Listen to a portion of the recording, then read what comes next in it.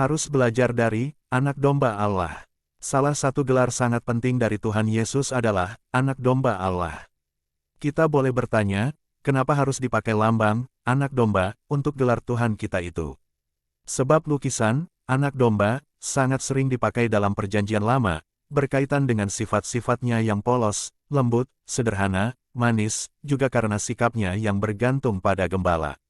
Anak domba juga banyak dipakai sebagai bahan kurban untuk dipersembahkan kepada Tuhan. Anak domba juga digunakan untuk pesta Paskah dan pesta Pentakosta. Pada setiap kesempatan besar, anak domba merupakan bahan upacara kurban. Tuhan Yesus dikenalkan oleh Yohanes Pembaptis sebagai anak domba Allah yang menghapus dosa dunia, merujuk pada semua sifat dan sikap di atas. Namun, dengan penegasan khusus akan misi Yesus, yakni menghapus dosa dunia.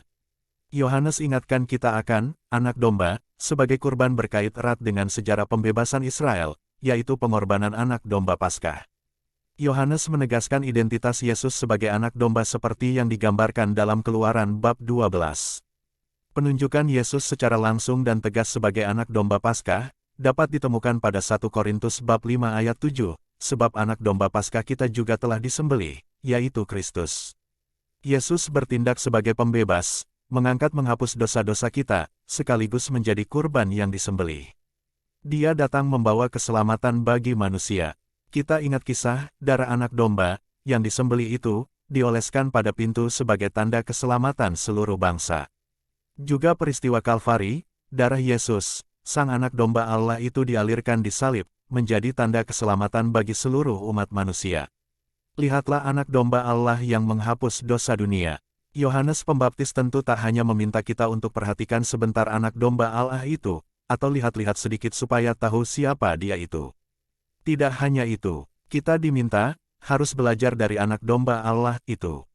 Belajar terus-menerus menjadi seperti dia yang kita ikuti, perlahan dan pasti.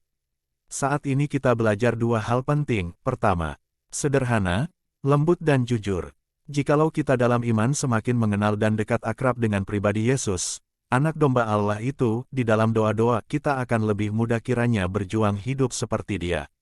Sederhana, lembut dan jujur. Dia yang adalah Allah tapi meninggalkan semua kekuatan dan keilahiannya di surga, datang ke dunia mengambil rupa seorang hamba, dan menjadi sama dengan kita manusia. Malahan dia lebih susah payah daripada kita masing-masing.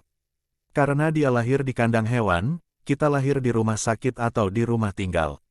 Sesuai dengan misinya, dia datang mencari dan memanggil orang berdosa, bukan orang benar. Maka hidup nyata Yesus dekat akrab dengan orang berdosa, masyarakat kecil yang seringkali terpinggirkan. Kita seringkali seperti kacang lupa kulit. Datang dari keluarga sederhana miskin, tapi bergaya hidup mewah elit. Kita orang berdosa, punya banyak kekurangan tapi suka bergaya hidup paling suci, paling benar, lalu demi gengsi murahan itu sering bertutur kata kasar dan omong kosong. Sifat-sifat ini sangatlah jauh dari sifat anak domba Allah. Kita perlu belajar kembali meneladani dia. Kedua, taat sampai mati. Anak domba Allah telah taat dengan sadar, tetap setia sampai mati di salib. Seperti Yesus, guru dan panutan kita itu, kita juga mau taat sampai mati. Jangan sedikit sengsara, sedikit rugi, sedikit menderita, sudah bersungut-sungut. Kita tidak rela dan berani berkorban. Kalau mau taat sampai mati, sesungguhnya kita bisa, sebab kita sudah menjadi baru, dan Roh Kudus selalu siap menolong orang yang mau taat setia sampai mati. Saudara-saudari sekalian, semoga Roh Kudus juga membantu tekad kita masing-masing, belajar meneladani anak domba Allah, menjadi sederhana, lembut dan jujur, serta taat sampai mati. Amin. Selamat Hari Minggu Biasa kedua. God bless you all.